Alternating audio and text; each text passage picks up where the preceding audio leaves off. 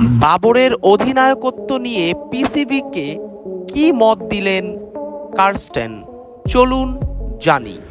পাকিস্তানের অধিনায়ক হওয়াটাই যেন ক্রিকেটের সবচেয়ে ঝুঁকিপূর্ণ চাকরি।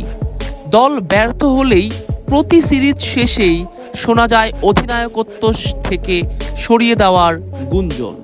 সর্বশেষ বাংলাদেশের বিপক্ষে টেস্ট সিরিজ হারার পর সান মাসুদ ও বাবর আজমের জায়গায় মোহাম্মদ রিজওয়ানকে ৩ সংস্করণের অধিনায়ক করার গুঞ্জন শোনা গেছে।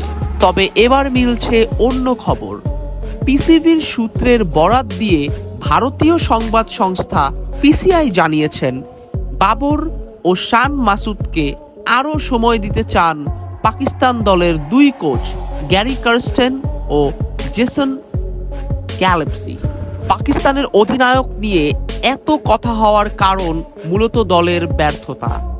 সর্বশেষ ওয়ানডে বিশ্বকাপে লিগ পর্ব থেকেই দলটি বিদায় নেওয়ার চাপে বাধ্য হয়ে নেতৃত্ব থেকে সরে দাঁড়িয়েছিলেন বাবর। এরপর আবার অনুরোধ করে সাদা বলের সংস্করণে পাকিস্তান অধিনায়কের দায়িত্ব দেওয়া হয় তাকে। টেস্ট অধিনায়ক সান মাসুদের শুরুটা হয় অস্ট্রেলিয়ার বিপক্ষে ৩-০তে সিরিজ হেরে। সিরিজটি অস্ট্রেলিয়ার মাটিতে হওয়ায় এ নিয়ে সমালোচনা কমই হয়েছে। তবে বাংলাদেশের বিপক্ষে ধবল ধোলাই হওয়ার পর দৃশ্যপটটা চেঞ্জ হয়ে যায়। চেঞ্জ হবেই বা না কেন?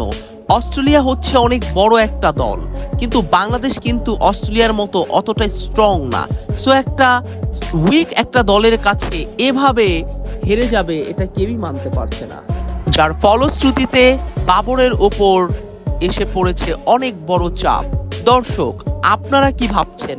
আপনাদের কি মতামত সেটি অবশ্যই আমাদের কমেন্টস করে জানান।